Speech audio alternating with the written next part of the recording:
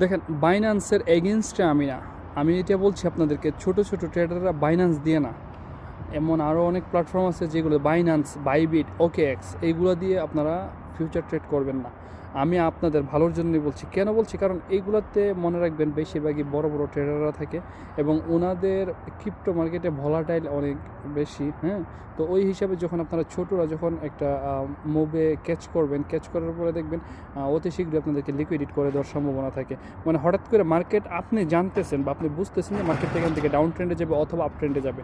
হ্যাঁ, আপনি বাই অথবা সেল একটা পজিশন নিলেন, পজিশন নেওয়ার পর দেখলেন মার্কেট আপনার উল্টা যাওয়ার কারণ কি? এইখানে যখন মানুষ 100 মিলিয়ন বা 200 মিলিয়ন ডলার একসাথে লাগাই দেয় তখন মার্কেট অটোমেটিকলি এখানে মুভ আপ করে ফেলে। কিন্তু ঠিক একই জিনিসটা ফরেক্সে হয় না হয়তো সহজে। ঠিক আছে, ফরেক্সের মধ্যে এই ধরনের জিনিস বা মুভমেন্ট আনতে গেলে অনেক টাকার প্রয়োজন হয়, বিলিয়ন বিলিয়ন ডলারের চেয়ে বেশি লাগে একটা মুভমেন্ট, বড় সড়ো একটা মুভমেন্ট আনতে গেলে।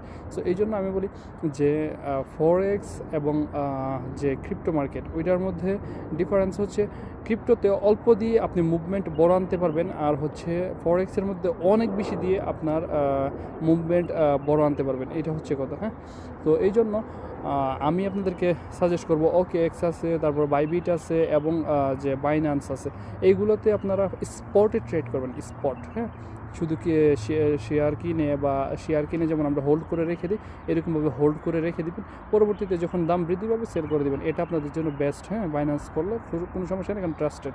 আর হচ্ছে এছাড়া যে ফিউচার ট্রেডগুলো নতুন নতুন যে ইয়েগুলো থাকে, ওই যেমন উইক্স আছে, তারপরে আপনার কী বলে মেক্সি আছে, এগুলো দিয়ে করলে খুব একটা অসুবিধা হয় না। হ্যাঁ, তো এছাড়া আপনি তো চাইলে এক্সচেঞ্জ দিয়ে তো বিটকয়েন আর ইথেরিয়ামের মধ্যে অলরেডি করতে পারতেছেন।